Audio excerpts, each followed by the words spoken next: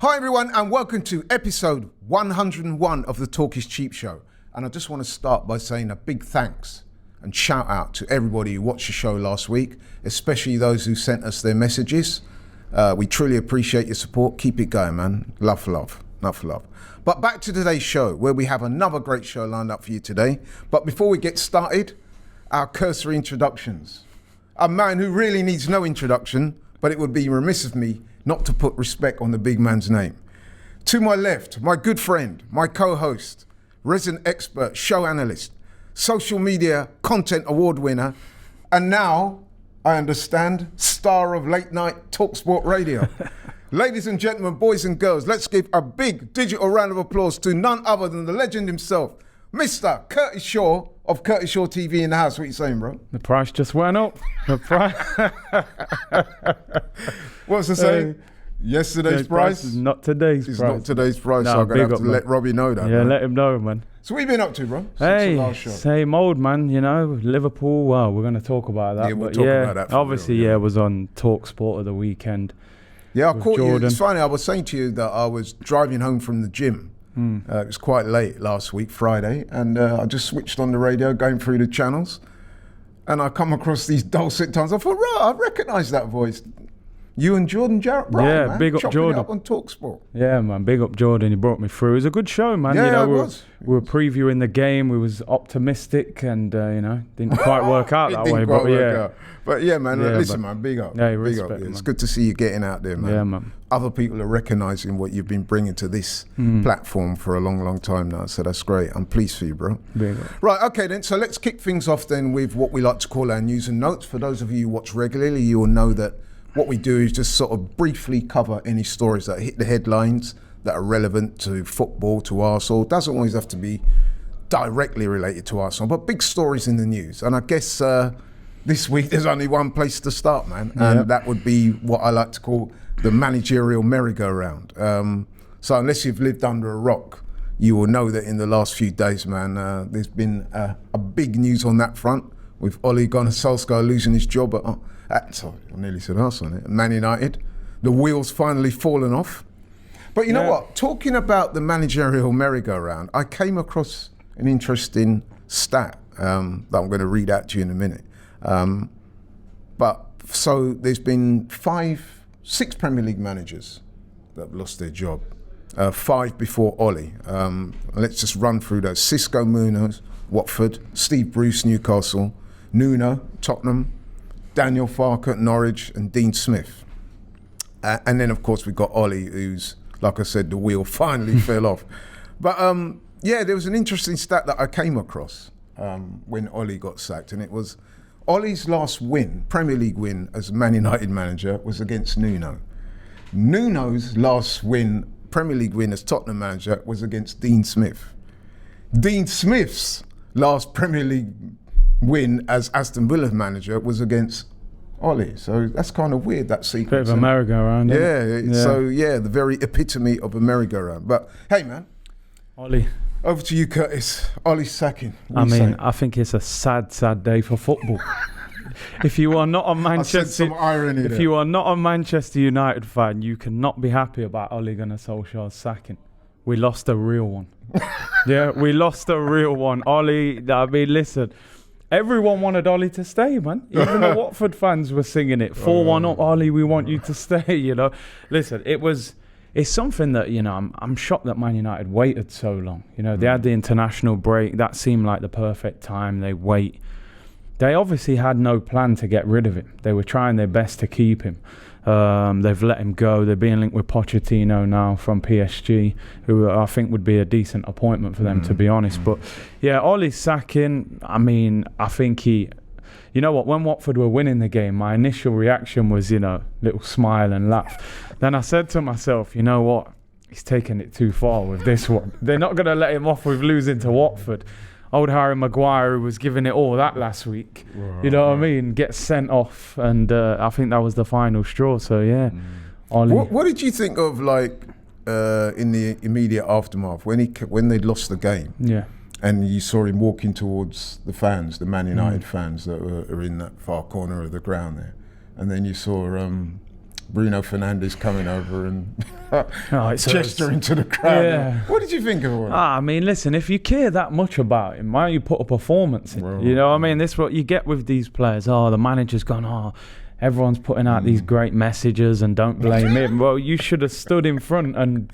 I think Ronaldo's posted something. He's posted something, yeah. But apparently Ronaldo's agent is making noise that he's not happy with everything that's going on, you know. Does Ronaldo want the job? Well, mate, give it Ronnie till the end of the season, player manager, so...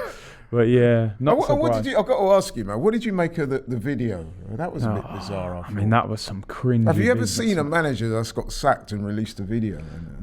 My initial thought was if Man United made him do that, but then they're saying that Ollie wanted to do that, and the man's nearly crying in the video. I think his voice broke a couple of times. He was done, speaking man. There. Yeah, I found that bit sort of. It was a bit much. I thought. You know, I watched it. I thought, what's going on here, man? The man's had a bad time already. You got the man crying in an interview, man. Just let him take his money and go home. But it's a nice bag for Christmas coming up. Yeah, Merry Christmas for Ollie, innit? What do they say, 7 million or something? Hey, listen, man, some of those people in that Ole Gunnar Solskjaer household are going to get some nice presents. Yeah.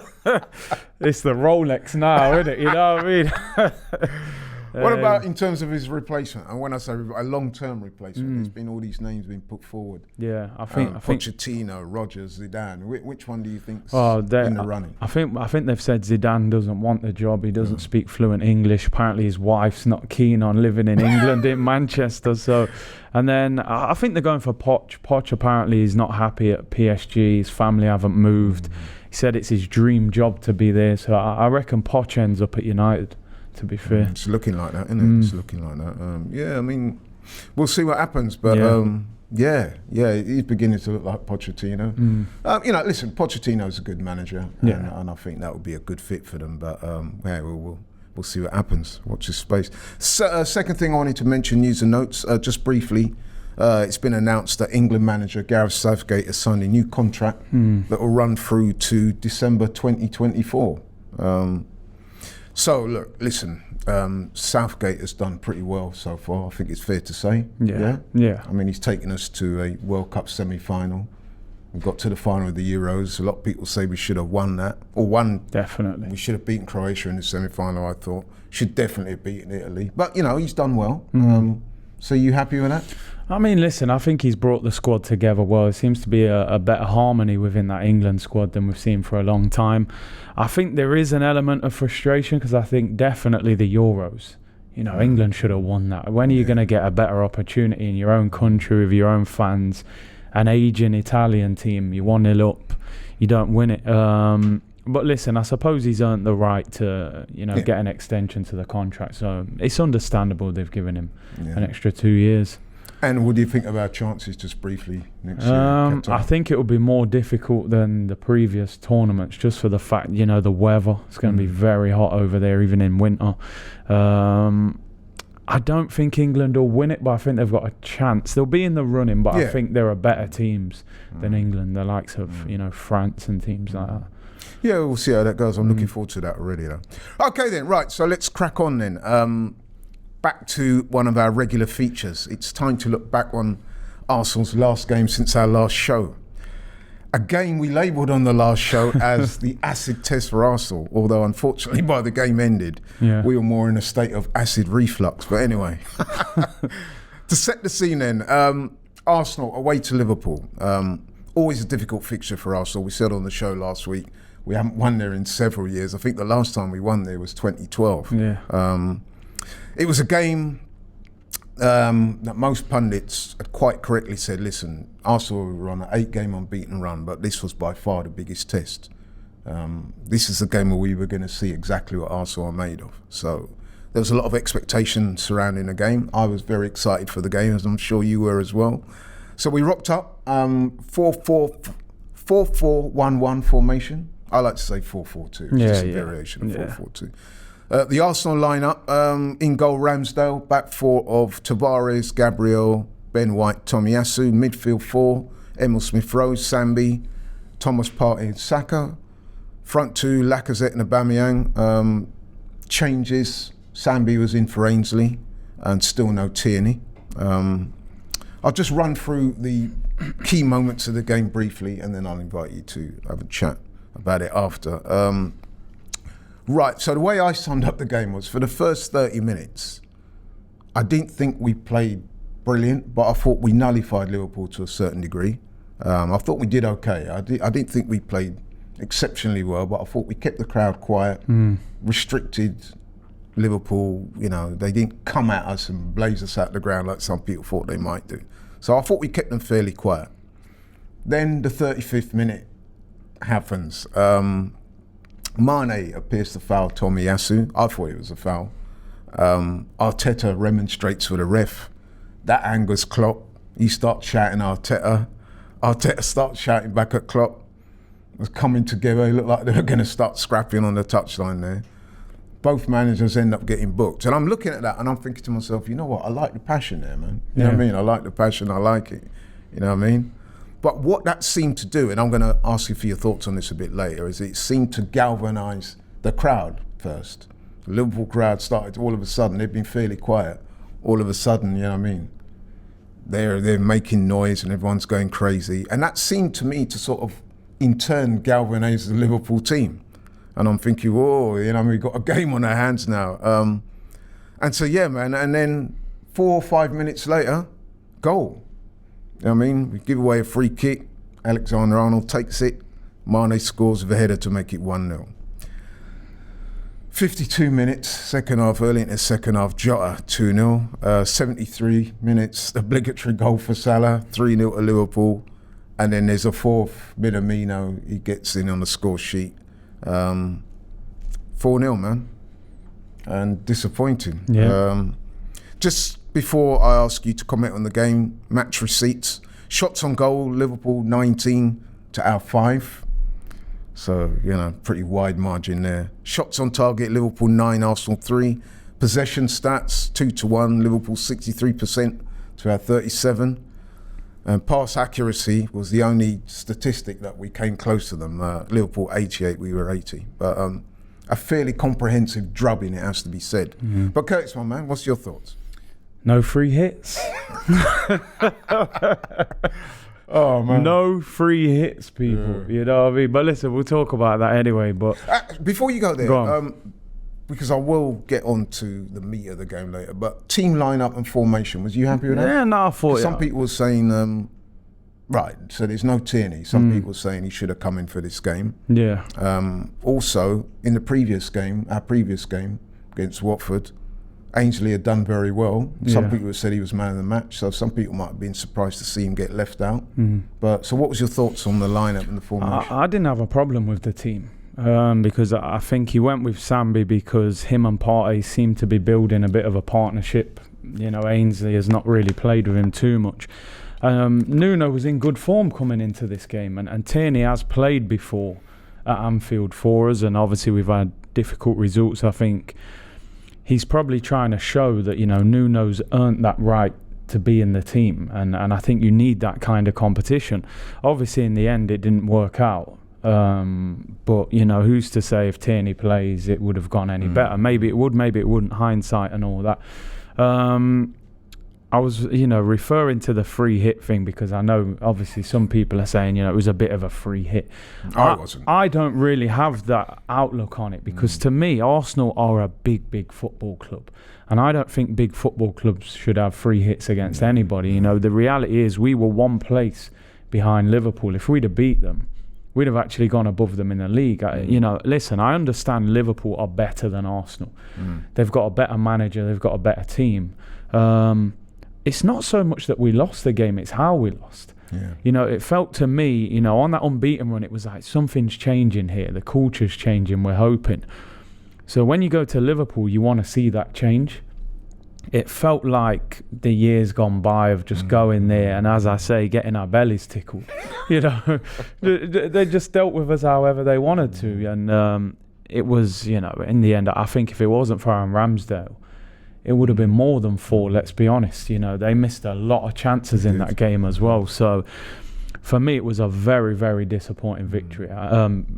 Defeat, should I say. I don't think it defies our whole season. You know, we're still 5th in the league. We've got Newcastle next week. But I just think to go there and put up such a, tepid. Just a weak performance, in my opinion. It was quite a naive performance, I felt. Was very disappointing for me. I've got to ask you, the tete-a-tete, the Arteta tete-a-tete with him and Klopp, do you think that played into what happened?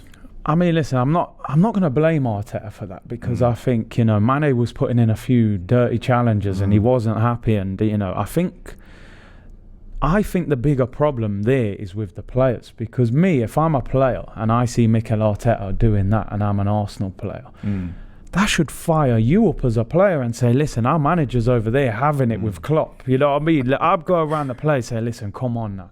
We've got to step it up, because they say that Klopp does that on purpose sometimes. Oh, really? If Liverpool are not really, they haven't scored, and he has a reason to have a little argument, he'll have it, and he start doing that, and then the Liverpool fans, but the players didn't react to it, and Liverpool got the goal, and then it kind of went against Mikel Arteta, and Arteta's getting a little bit of criticism for it, and I think that's a bit unfair. I wouldn't actually criticise him for it. I think you can look more at the players and say they should have responded to that. But I thought it was quite good to see, to be honest. Have it out.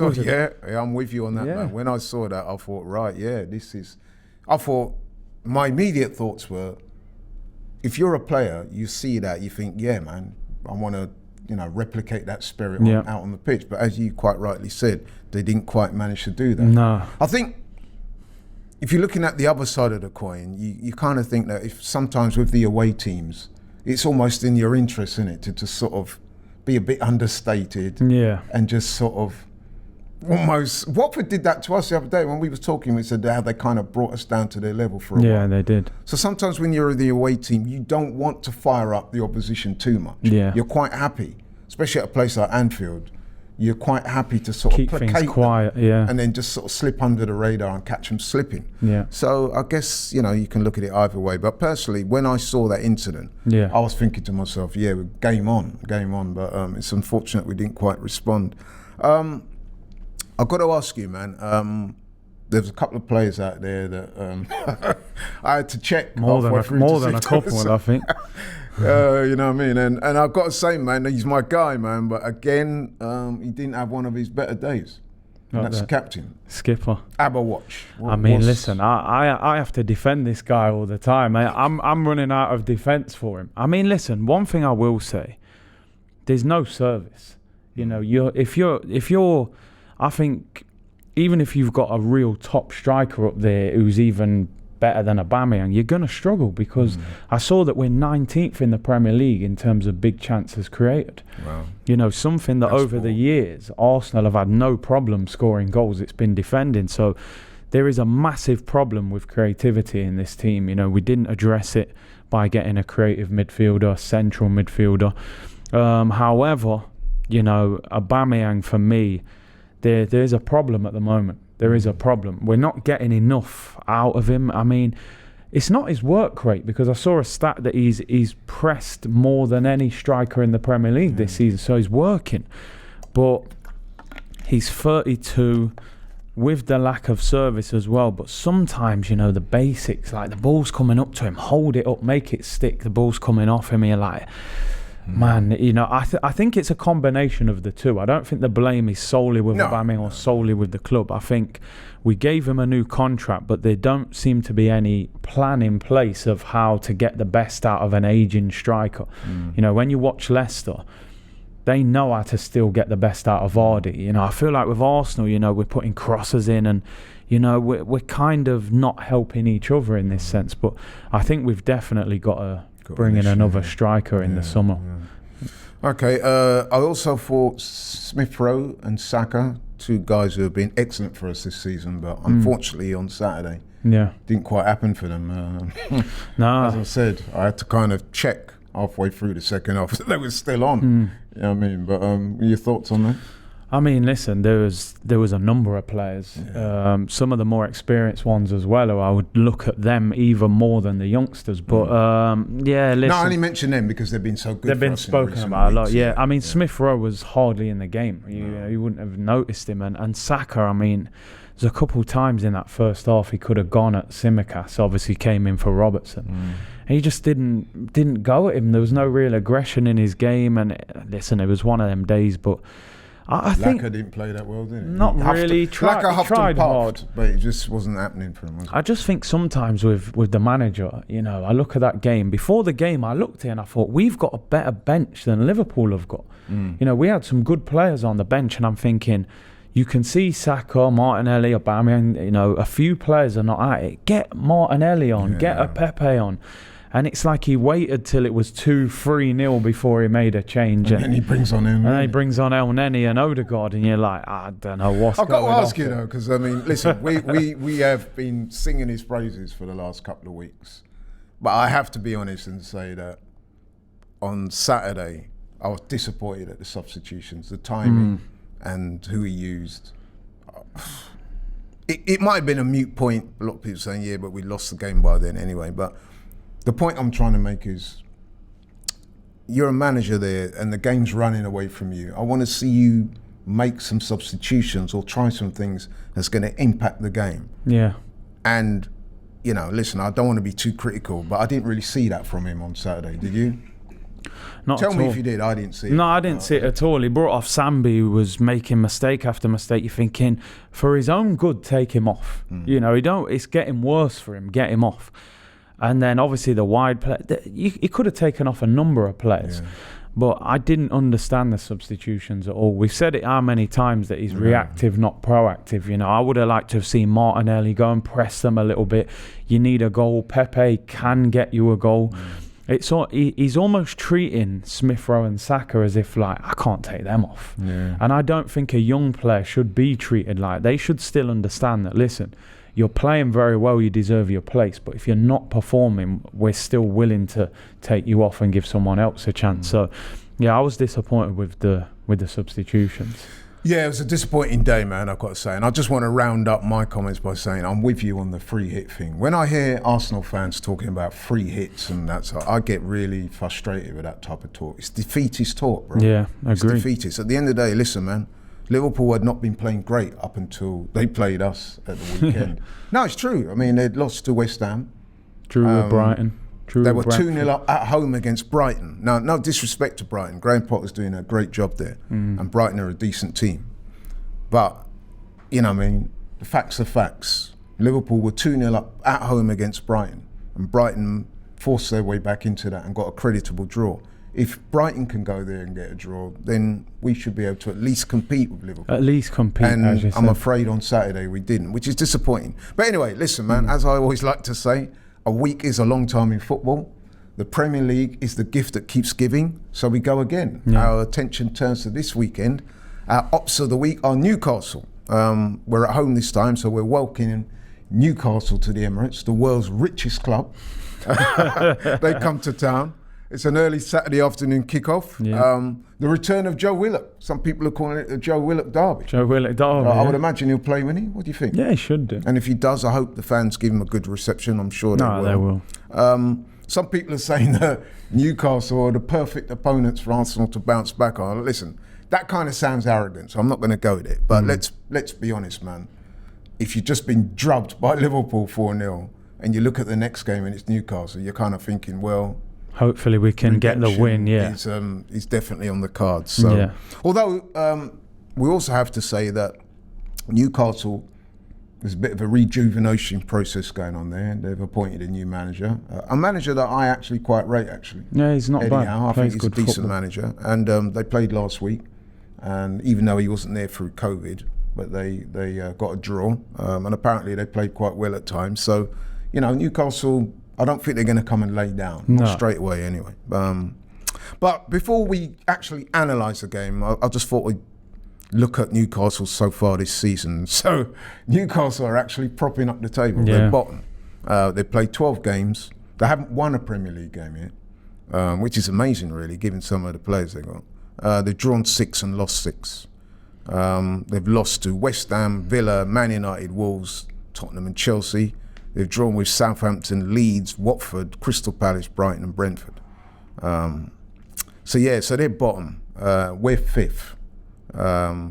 Played 12, won 6, drawn 1, lost 4. Yeah. Head-to-heads, last season, we beat them both home and away. At home, we beat them 2-0. Away from home, we beat them 3-0. So it's a game where there shouldn't be any trepidation. And again, I don't like to sound too complacent, but I'm just putting the facts out there. You know what I mean? I'm just putting the receipts in front of you, man. It should be a game that Arsenal should win. Yeah.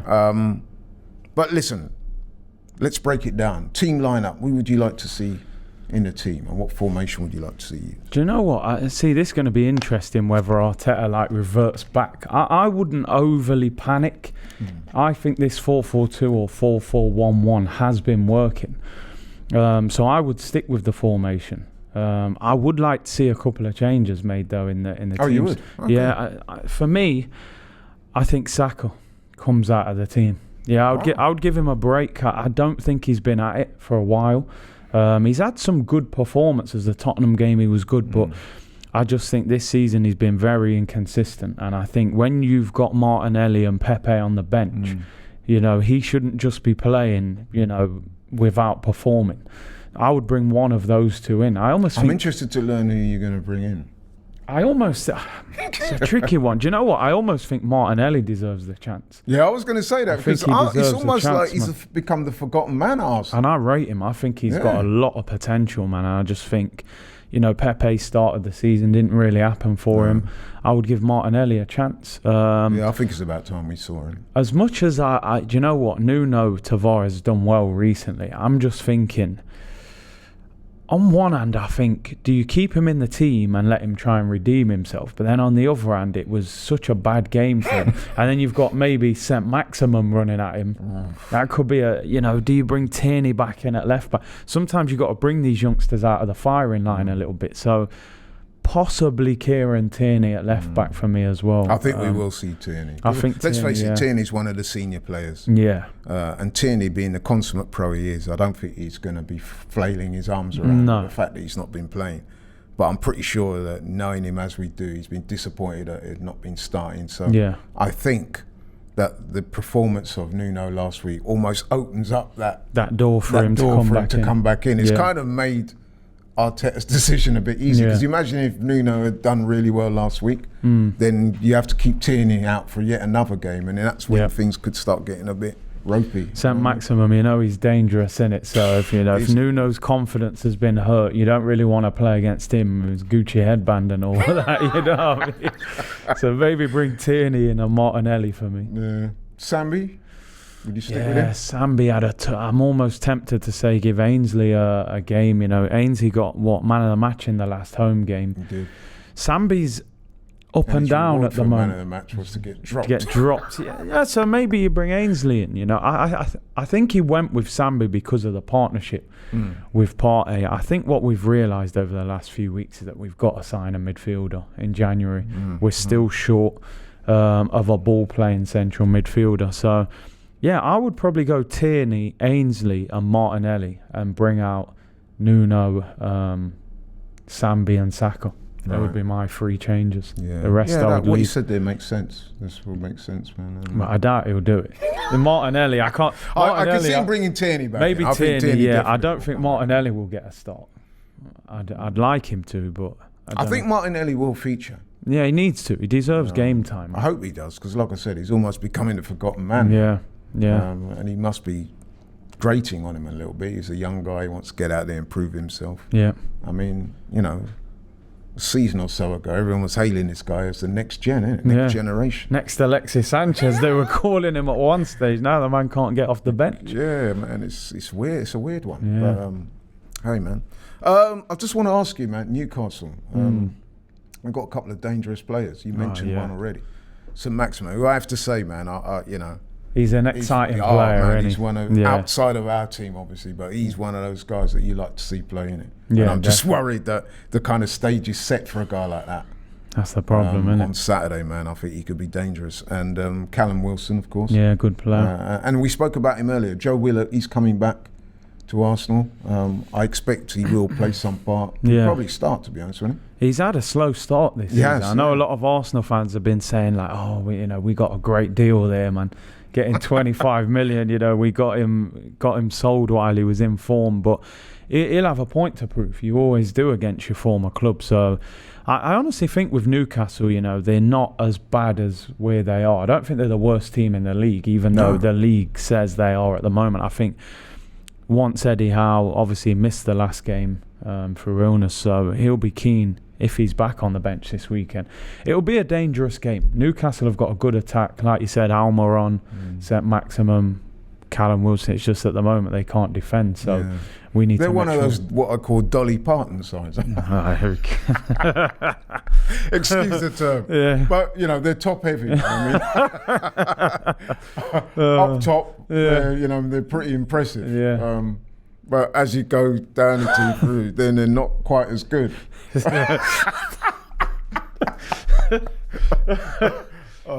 feel I said something that may come back at me, but you know what I'm trying to say. Yeah, I know what right? you mean. Yeah. So up front is where they're strongest. Yeah. As we move towards the back end of it, they're not as good. It has to be said. Okay. Defensively, they can be appalling at times. Yeah. You had a stat, didn't you, about? Well, in terms of going forward. Yeah, well, the crazy thing is Newcastle have scored more than us. I know. When you think they're bottom and we're fifth, and we've only scored 13, they've scored 15, it tells you. I think we're 19th in the Premier League for big chances created, so there's a problem with our attack at the moment. But this might be the game that, gets us going. Hopefully Newcastle... But they'll listen. They're going to look at Eddie Howe's going to think, listen, they've just lost 4-0. Confidence will be hit a bit from that. They're going to think that they can get something out of this. So we've got to be careful. We have got to be careful. I expect us to win, but we got to manage the game properly. Yeah, absolutely. I would agree with that 100%. We can't afford to be too complacent because these guys, I think they're going to. I don't know if Newcastle make a habit of sitting deep, but I don't think they're going to come at us. No, not too much. They're going to play quite a pragmatic game and look to hit us on the counter. So it will be interesting. What we don't want to do is concede early and give them a bit of confidence. No. So we're going to have to be on it. Then again, if we get a goal early, maybe they might fold. So, it's one of those games.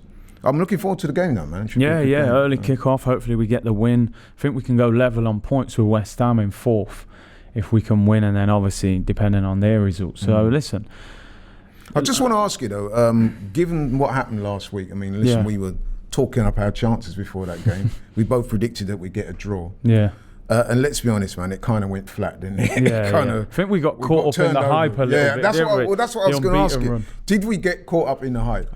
Are we a decent team, or did Liverpool sort of cruelly expose the fact that we're still a long way off? I just wanted to know your thoughts. I think we did get caught up in the hype of it. Even me, I was like, we're unbeaten. When I watched the game, I was like, why did I ever think we were going to draw this game? But no, listen, I think Liverpool just showed us that we're not where they are. Yeah. I think really the league is like almost broken down into sections, and I think that top three of Liverpool, City and Chelsea, they are beyond anyone else. And we're probably in that next group, with your, Arsenal, West Ham, Spurs, Leicester, Man United are in that group now, to be honest. So, well, now they, look like there'll be appointing a new manager soon. I would imagine that's going to up the ante there. Well, that's why I said that Ollie news is bad news outside of Man United, because everyone felt like, listen, keep him there, they won't achieve nothing. If you get a manager that's competent there, they might be a different proposition. Well, they've got the players, isn't they? They have got the players. They've got an embarrassment of riches. And to go back to that Ollie thing, listen, there's been a lot of sympathy thrown around, but at the end of the day, mate, he was underachieving there. Big star, definitely. He was lucky to get the job. To bring it back round, I've got to ask you for a prediction for this weekend's game. I think I know where you're going. I got to tread carefully. So it was a free hit last week. So No, well, maybe this is a free hit It's a for big Newcastle. hit this week. Yeah, this is the big free hit last week, big hit this week. Big hit this week. I'm gonna go for 3-1. I think Newcastle will score. They've got good attacking players. Yeah. I'm gonna go for a 3-1 win. We're at home. Players need to be fired up for it, man. They need to put a performance in. You know, we got a couple of tricky games after United and Everton away, so this is a must-win game for Arsenal. So I'm gonna go for 3-1. I mean, only a couple of weeks ago, people were saying, "Oh, maybe there's a Champions League place on." Well, they asked Arteta in the press conference about winning the league. I don't know what's going on. This is what brings me back to this free hit thing. We were talking that big talk, smack, about, you know what I mean, I'll tell you what. Remember we talked about hopping back on the Arteta train? Yeah, and well, I said I was only on the platform, but I'm not. Has that ride now been derailed? No, but you know what I mean? Like, and this is what disappoints me about the free hit talk. Yeah. Shout out to my boy Lee Judges, man. That's my guy. But when I saw you say that, Lee, I was like disappointed in you, bro. I was like, come on now. We've just got to Liverpool and got absolutely humiliated, man. Yeah. Turned over, bro. And man chatting about free hit. Like, we're supposed to be... The Arsenal. Yeah, you know what I mean? The mighty Arsenal. And man's talking about free hit. That's the type of talk. No disrespect, I expect to hear from the likes of... Burnley and the teams there. Yeah, you know what I mean? Brighton even. But they didn't do that, did they? I'm sure Graham Potter never said to his team at halftime, look, you know what? Free hit. Don't mind if we lose 7-0. We're 2-0 down. We'll be on the beach tomorrow, Just mate. keep it down to 6. No, they did the opposite. And then I got into a little argument with Robbie because he was saying, look, you know, it's different for Brighton because, you know what I mean, they probably slipped under the radar and Liverpool didn't come at them the way they came at us. I said, yeah, there's a little bit of that goes into it, but come on now. The point I'm making is if Brighton can go there 2-0 down and fight back to 2-2, then we have a right to expect that we're going to show up and at least compete. Yeah. And we competed initially, kind of, but as soon as Liverpool scored that first goal, man, you know what I mean? The body language of some of the players didn't look right. No. And we never really looked like we were going to get back into the game. And that was disappointing for me. But then, like I said, man, a week is a long time in football. We've got an opportunity to bounce back. You're going for 3-1. I'm going to agree with you because I think we'll win by 2 clear goals, at least. And like what you said, I do have some consensus with that. I think they'll probably score because going forward, they, you know what I mean? Forget about the Dolly Parton analogies, but you know what I'm saying? They have players there that can do good things. So yeah, it wouldn't surprise me if they scored. So yeah, I'm with you on that, man. 3-1, but you know, we both think they're gonna win, and let's hope they do. Yeah, man. So yeah, man. Right. So okay, guys, we come to the end of this week's show. Special thanks to my man Curtis Shaw in the house, fresh from his TalkSport duties, man. Oh, man. Tore it up. And listen. You will come back on this show now. No, I'm here, man. I'm here. You're not going to run off. Next week, you know, be on with Simon Jordan. Nah, none of that, man. I was still defending the team on there, you know. No, listen, man, it's nice to see you getting out there and, you know, giving all the viewers and people around the world the benefit of your considerable knowledge, man. Yeah, appreciate it. It's great to see, man. And thanks to everybody for tapping in, man. We truly appreciate your support. Again, I want to thank all the people who watched the show last week, 100th one. I think we did well over 55,000 views for that show, so that was really nice. It was worth it just to see Ty eating that cake, wasn't it? Yeah, he's probably still got it. Actually, no, he probably ate it within seconds of it, because I did give him the remains of the cake after. But yeah, so listen, thanks, and all the people that commented, man, we really appreciate you commenting. We're trying to keep the show interactive. We will be responding to comments that people make, so listen, man, continue to support the show, continue to watch it, continue to support the channel.